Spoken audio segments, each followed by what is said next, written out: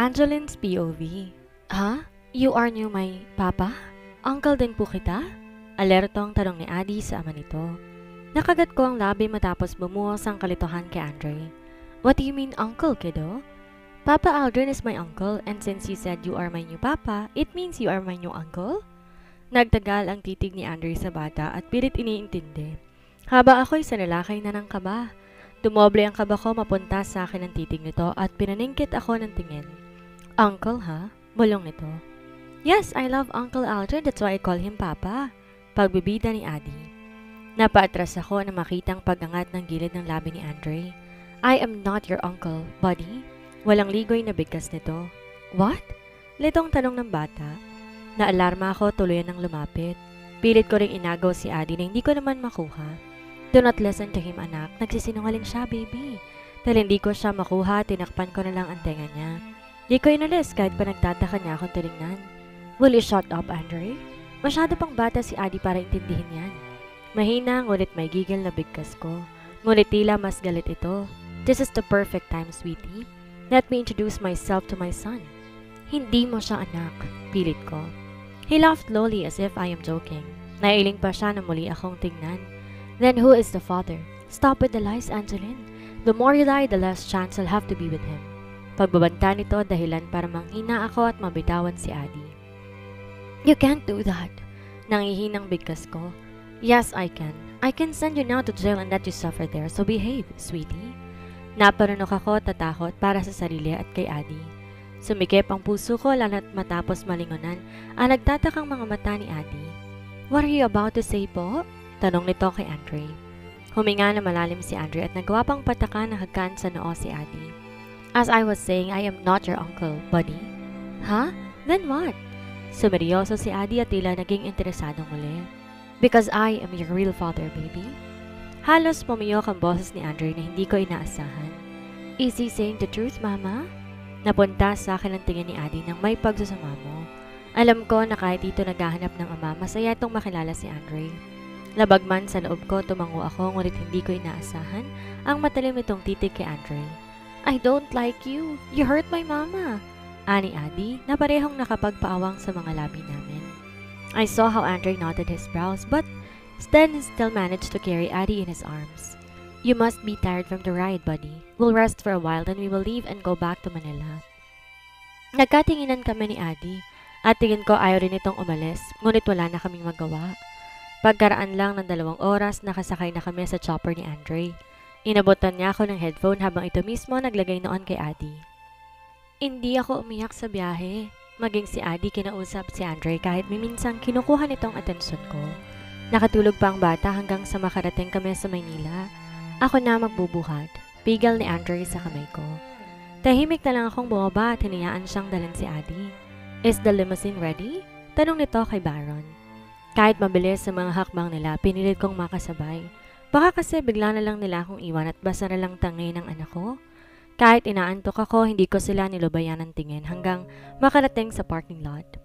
Halos gulat pa ako nang senyasan akong tumuloy sa loob ng sasakyan ni Andre. Walang salitang pumasok ako. Mabigat si Addie. Ako nang hahawa ko nabibigatan ka. I can manage. He might wake up if you insist. Tamad nitong sagot. Napirmi ko ang labi at nanahimik na lang at piniling sumandal sa bintana. Muli lang bumalik lahat ng nangyari sa nakaraan habang tinitingnan ang mga building. Sinalakay ako ng lungkot matapos maalala sa Nanay Celia.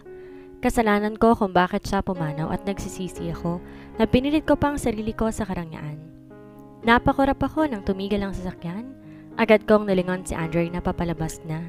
In the meantime, we will stay in my penthouse.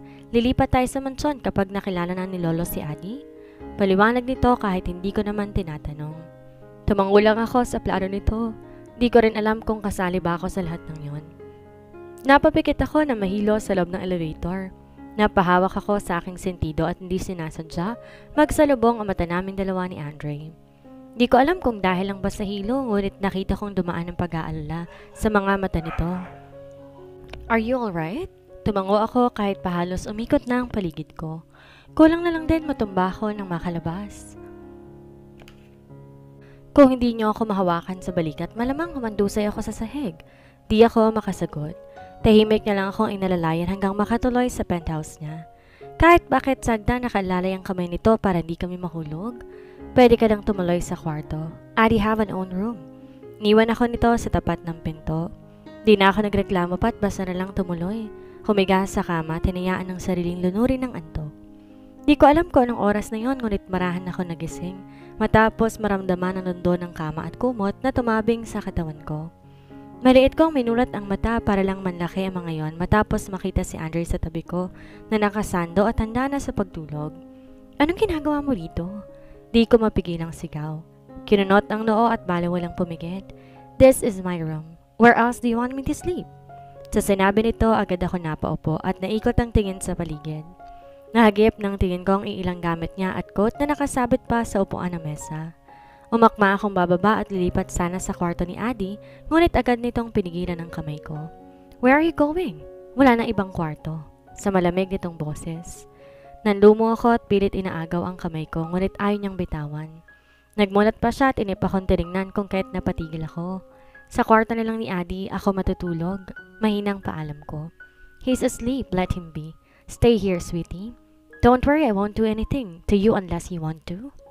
Gumisi pa ito at umani siya na masamang tingin sa akin. Sa sahig na lang ako. Ngunit natigilan ako at halos mapasigaw matapos itong hawiin ang babasaging pencil jar sa side table. Dahilan para mabasag ito at madurog sa sahig. The floor is not safe to sleep on. There are lots of broken glasses. Tamad na bigkas at tila wala lang ginawa niya. How dare you? Lay in bed now or everything will be a mess. Putol niya sa mga sasabihin ko. Marahan niyang hinigit ang kamay ko kung kahit wala akong pagpipilian, kundi humiga muli sa kama. Ayoko ring maubos ang gamit niya sa loob. Don't touch me. Paalala ko pa sa kanya. Tss, I won't. Labas sa ilong na bigkas nito.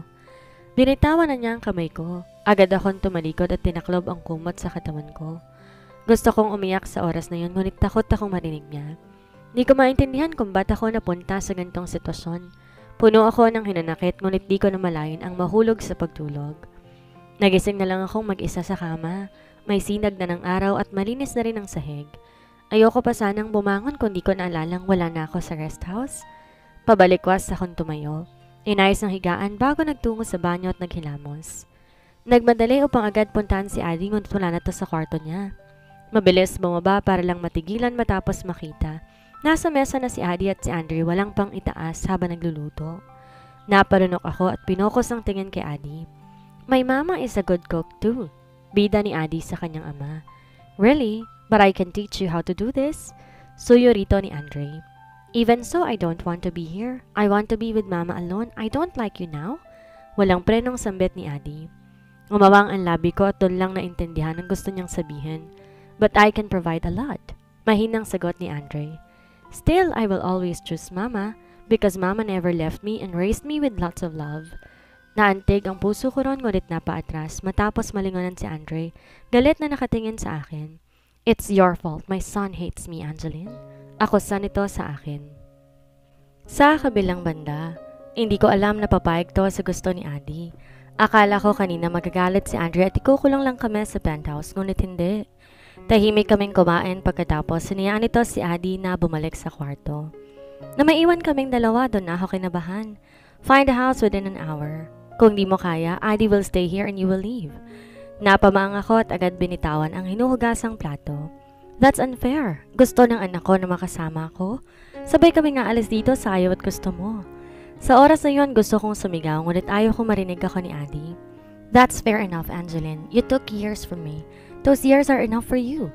Di ko kaya makita gaano ko kamuhian ang anak ko dahil naniniwala siyang pinabayaan ko siya. Mahina ngunit may diing bigkas nito. And so, ayaw pa rin sa'yo ni Adi kahit anong gawin mo. My decision is final. 1 hour, Angeline. If you can't find a place to live in, say goodbye to Adi. Di ko siya makapaniwalang tiningnan. Hindi man lang ako nakasagot at basta na lang niya ako iniwan doon. Taranta ako nagugas ng kamay at di na tinapos ang paghuhugas ng plato. Agad kong hinanap ang cellphone at tawagan si Nadia. Good morning, Angeline. Anong balita? Humikab pa ito. May bahay ka ba? O kaya apartment? Nandito kami sa penthouse ni Andre at kailangan kong makahanap ng matutuluyan. Kundi palalayasin niya ako rito at may iwan sa kanya si Adi. Nadia, tulungan mo ko. Pagsusumamo ko. Ha? Paano nandito ka? Eh di ba nasa Guimaras ka pa? Dito na sa Manila, ano, pwede ba sa tutuluyan mo? Kagat ko ang labi matapos itong matahimik sa kabilang linya. Kala ko hindi na siya sasagot. Bumuntong hininga to bago nagsalita. Bruwa ka, di na tinatanong yan no? Dito tayo magsama-sama. Text ko sa yung address ha, pahatid ka agad dito. Napapikit ako at nagpasalamat. Agad kong pinutol ang tawag at hinintay ang text nito bago umakyat at pumunta ng kwarto ni Adi. Nandun si Andre abalang nagbubuo ng Lego. Take a bath, baby. Pupunta tayo sa bahay ng tita Nadia mo. Nilahad ko ang kamay kay Adi na nakaupo sa sahig. Really, mama? Ngumiti ako at tumayo. Baligo ka na at magbihis. Wait kita. Ginulo ko ang buhok niya at tinayaan siyang magtungo sa banyo. Nang wala na siya, hinarap ko si Andre na nasa akin na ang tingin. I found a place. Siguro naman di mo na kami guguluhin. Sarkasikong bigkas ko, tinaasan siya ng kilay. Binaba ang hawak na maliit na Lego bago maliit na ngumisi. I let you be with Adi but that doesn't mean I'm letting him go. Pupuntahan ko siya kung kailan ko gusto. Kukunin ko kung kailan ko rin gusto, Angeline. Matatag nitong sagot. Nawala ang tapang ko at tila ng hina ang tuhod ko. And don't ever think of escaping again because my eyes are everywhere. Paalala nito bago tumayo at iwan din akong nanghihina. Nasapo ko ang noo at bumuntong hininga pagkalabas nito. Walang hiya ka, Andre? Bulong ko sa aking sarili. Nawalan man ako sa focus, nag-aayos pa rin ako. Kala ko nga kami lang ni Adi ang magbabiyahe, ngunit mali. Nakasunod si Andre at nakaabang ang limousine niya sa ibaba. Namangha pa ron si Adi at natuwa na nakasakay siya sa ganong sasakyan. This is where I ride last night? I didn't know I was asleep. Mahinang tumawa si Andre at ginulo ang buhok ni Adi. Yes, buddy. You can have this car if you want. I can give this to you. Namilog ang bibig ni Adi at namangha. Buong biyahe yon ang bukang bibig nito. Ayaw pa nga yatang lumabas na makarating sa apartment ni Nadia. Adi, I miss you. Kumaway si Nadia sa kanya dahilan upang magmadali to sa pagbaba at takbuhin to. I miss you too, tita. Humaganto sa pisngi pero agad ding lumayo at tinuro ang limousine. That car is mine. Pagmamayabang pa nito. Alanganing tumawa si Nadia matapos itong matanaw ang inip na si Andre. Agad pa nitong niyaya sa loob ng bahay si Adi sa kaba. Nang pumasok sila, nilingon ko si Andre na nilibot ang tingin sa apartment. Maayos naman ang bahay, ngunit alam kong hindi yun kasing ganda ng penthouse nito. Tumikim ako para kunin ang atensyon nito. Sabihin mo lang sa akin kung kailan ka bibisita. Hindi pwedeng araw-araw, Mr. Montero. Kumibot ang labi nito at nang tingnan ako'y nang lamig ang buong katawan ko. Who says I need permission from you? Nilakasan kong loob at kinunot ang noo. Di ko naman sinabing magpaalam sa akin. Ang gusto ko lang sabihin mo para naman maihanda ko si Adi. Masabihan man lang na darating ang isang halimaw. I mean, na darating ka. Ngumisi ako na mag-isang linya ang mga labi nito. Umayos siya ng tayo at muli nilingon ang bahay. I suggest to enjoy each moment with Adi. Pabitin itong suhestyon. Nangunot ang noo ko. At binigyan siya na nagtatanong na tingin. What do you mean? Ngumisi siya na mapanganib sa akin at naglakad papalapit. Nagawa pa nitong ilagay ang ilang hibla ng buhok ko sa likod ng aking tenga. What I mean is that, probably next week, you will be behind bars. Look for a good attorney, sweetie. I will fight for my son's custody and you cannot stop me. Pagbabanta nito na nakapagpahina sa akin. Sa kabilang banda, Nadia, ilalaban niya raw sa korte. Suminghot ako at di maisip kung anong gagawin kapag nangyari yon. Shh ka nga, ang ingay mo eh. Baka magising si Adi? Baka naman tinatakot ka lang. Baliwalang bigkas nito habang patuloy sa pagkain ng ice cream. Hindi. Kilala mo naman ang bugok na yon, walang sinasanto. Muling litanya ko. Malamang, kaya nga bugok, peste ka. Pabalang na sagot nito. Nairita ako sa klase ng sagot niya at tinapunan siya ng tissue na may sipon. Angeline naman, mukha ba akong basurahan? Ba't kasi parang di ka naman interesado? Tinaas kong kilay na kinakunot ng noo nito. Baka naman kasi nga tinatakot ka lang. Baka ang gusto niya magsama-sama kayo sa bahay niya, gets mo? Umiling ako dahil di ko maisip na iisipin yun ni Andre. Malabo yan. Isa pa ayaw sa kanya ni Adi. Di pwedeng pilitin ang bata kung ayaw naman. Umingos ako ngunit bagsak ang balikat na sumandal sa sofa ni Nadia. Huwag mo muna kasing isipin hanggat wala pa sa harap mo. Tingnan mo muna yung mga kilos niya kasi baka gusto niya lang talaga ng mahabang oras kasama ng anak niya. Pagpapaliwanag pa nito.